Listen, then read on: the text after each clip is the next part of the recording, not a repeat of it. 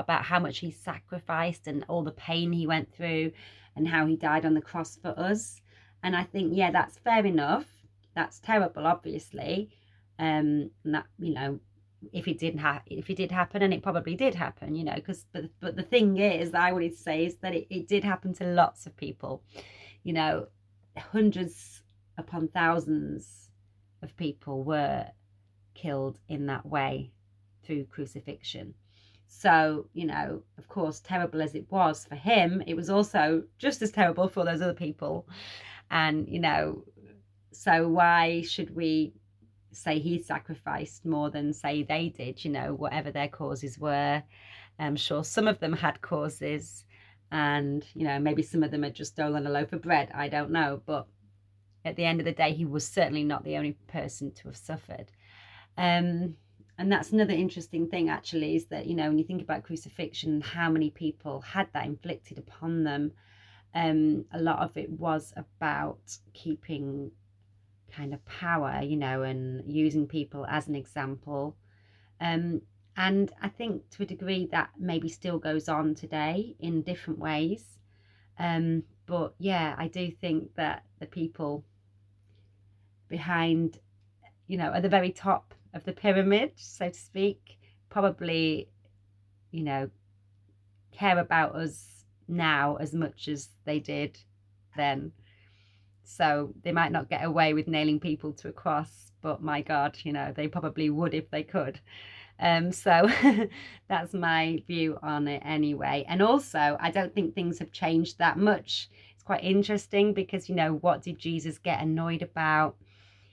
He turned the tables because he was infuriated by the money changers using the place of God, you know, supposedly a sacred place, to basically rip people off. And, you know, the corruption, I think, is what really made him angry and made him lose his temper. And that was, from how I understand it, what led to his ultimate crucifixion. So I really don't think times have changed a lot, you know, over 2,000 years later. It seems to me that we're in a very, very similar position with the banks or banksters, as I like to call them, behind a lot of the stuff going on in the world today. And I do think they control most governments, really. They pull the strings, they're the shadow government. And they are certainly not voted in by anybody. So, you know, we've still got this kind of same problem. So yeah, you know, it's crazy to think that so many thousands of years later, we haven't moved on that much, actually, I don't think. So times do, you know, we do need to kind of somehow change all of this, these systems that don't care about us, and the people at the top who definitely don't care about us. All I want to say is that they don't really care about us. So basically, yeah, we need to wake up from the spell that has been cast. There's certainly been a spell cast, I think, over the last year or two. And yeah, I just hope and pray that more and more people will wake up from the spell, because I think we're in a spiritual war, a psychological war, and possibly kind of bioweapon kind of war.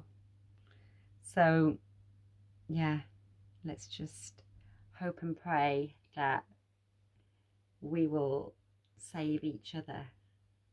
And I truly believe there are more good people. There are more good people in the world than there are bad people. That is my experience anyway. I guess I've been lucky, but, you know, speaking to other people, I think that is true. I think it's just that the bad things stand out more, you know, but we have to try not to focus on that, really focus on the good. And most people do want to help each other. It is human nature to try actually and help each other. I do think that's true for most people.